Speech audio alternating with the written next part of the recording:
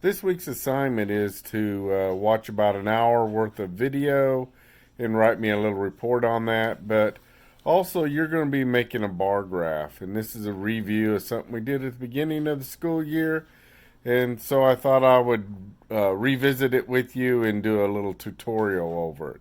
So enjoy. Okay, this is Dr. Oliver, and I thought I'd do a quick little YouTube video to go over basically how to do a bar graph, because that's what your assignment this week is going to be over. So let's just get started on this worksheet here. And the first thing I want to do is change some numbers, okay? Because I'm not going to literally walk you through how to make this graph, but I'm going to do one similar using similar information. So let's just change this to, let's say, a 9. I don't know, 5. We'll leave that one. Let's go 2.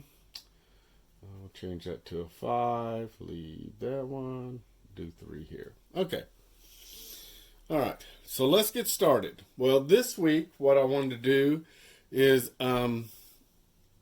make some graphs. Instead of having you guys do the same thing over and over each week, I thought I'd have you guys go back to doing a basic graph, because let me just read through this, and it might be self-explanatory. It is important for all students to conduct scientific inquiry. Oklahoma Academic Standards for Science, and here's a high school lesson learning standard 2.1. Students can use quantitative analysis and comparison. And the examples they give is doing graphs.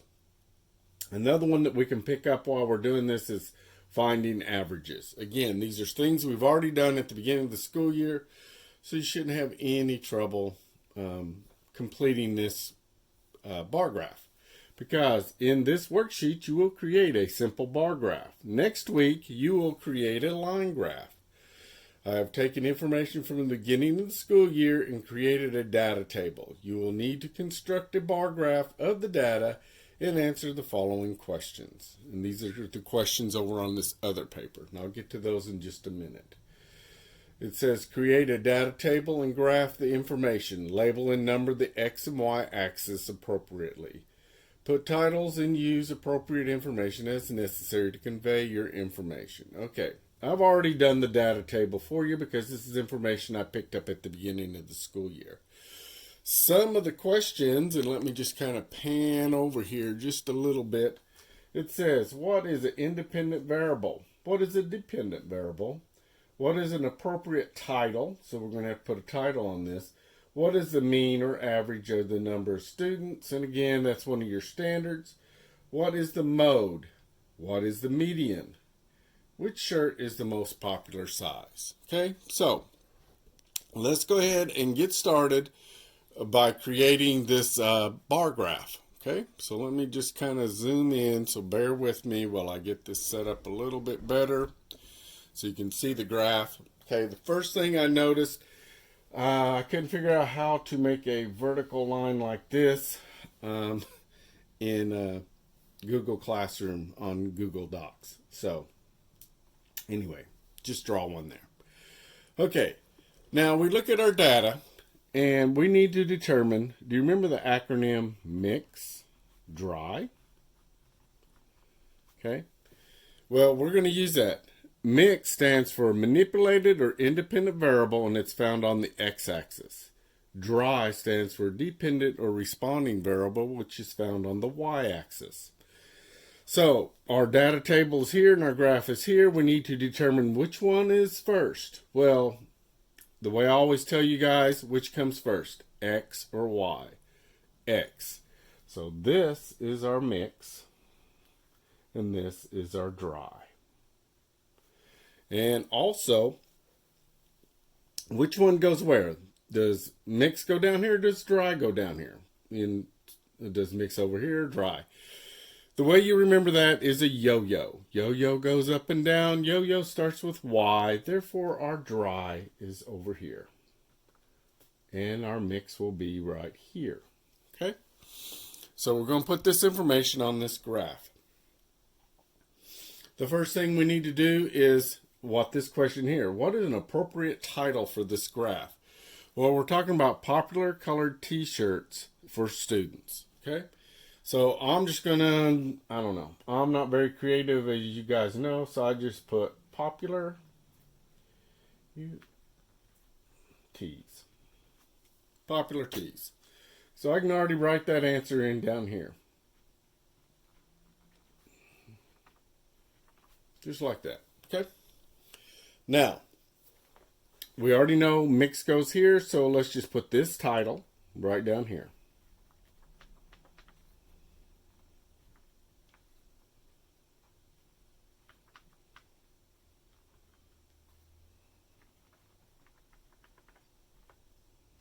And this is, here, let me turn this for me. Oop.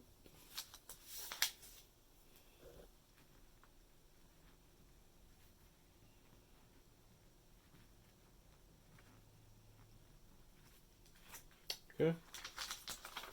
Got a piece of tape holding this on. Helps me out.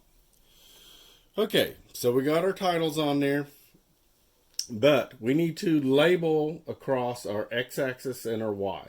Well, let's do the easy one, the x-axis here. We got black, blue, red, green, blue. Oops, sorry. Black, white, red, green, blue, yellow, pink. So I start with the first one here and put black.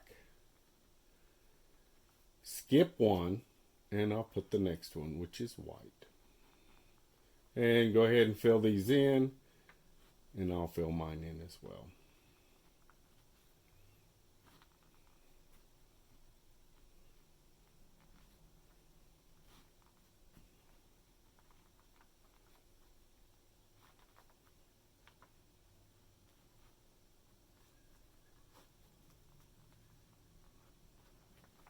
Okay, next step is to label numbers. And when we use numbers, we use equal units of measure.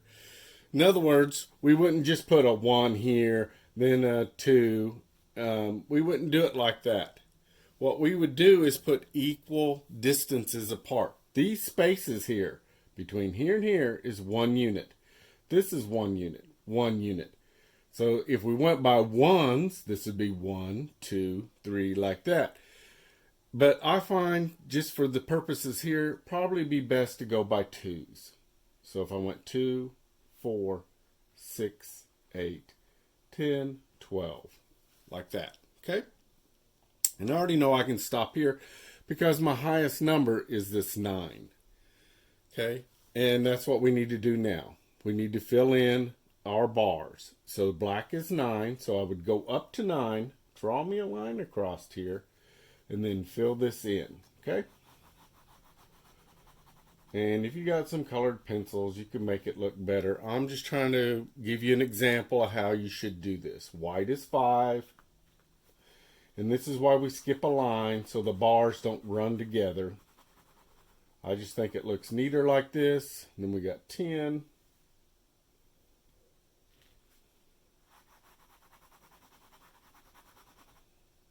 2,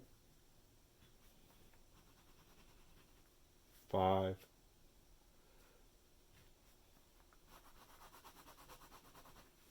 1, and 3. Okay, we have our graph complete. Now we need to finish answering these questions. The first question here, and if you look at this question, hold on, let me see if I can move this up a little bit, maybe so you can see it a little better. Okay. It says, here,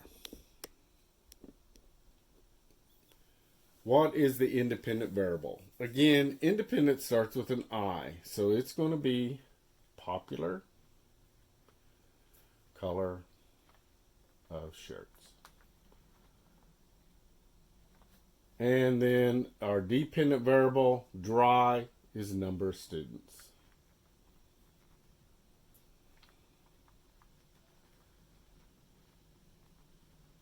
Okay. Now we need to find our mean, mode, medium. Okay? So the first thing I do is I get back over here to my my data table, and I need to put these in numeric order. In other words, here's a 1, then 2, then 3, like that. So 1, 2, 3. We got a 5 and another 5 and 9 and 10, right? 9, 10. Okay. To find our average, which is what it's asking here, the average, we would add up these numbers over here. So 1 plus 2 plus 3 plus 5, 5, 9, and 10. That's a total of 35. How many numbers did we add up? 1, 2, 3, 4, 5, 6, 7. So we're going to divide this by 7. 7 will go into 35 5 times. So we can go back over here to this paper here. Our mean or average is 5. Okay, again, back over to this one, our list of numbers, because we're going to try to find mode. Mode means most often. So what we're looking for is if a number is repeated, and we have 2 5s here, do we have any others? No. But if we'd had, let's say, 2 2s, then we would have 2 modes. You can have more than one mode. Or if there wasn't 2 5s, then you could have no mode. Okay, but in this case, it's 5 is our mode. And then our middle number or median is our next one. So we just get rid of the first one, the last one, the second one, this one here, and so on until we wind up with that number right there, which is another 5. Okay, so we would fill that in here as well. Then our last question is, what shirt is the most popular color? Well, again, we look up here on our graph and we can see 10, which is red, and we'd write red in here. Okay, you're going to do basically the same worksheet, only it's different numbers, so you might have different answers. Okay, but go ahead and work on this. If you have any trouble, please call me, let me know, and feel free to just get a hold of me if you have any problems with this worksheet. The other part of your assignment, again, I didn't want to repeat every week, but I still think it's important that you're not overwhelmed with a lot of work. So your other part of your assignment is, again, to write a 1-page little report over a science video. So just try to find a science video and write me a little report relating it back to something we've learned this year. Again, good luck on this, and if you have any trouble, just give me a call or text me or email me. All right, have fun, guys.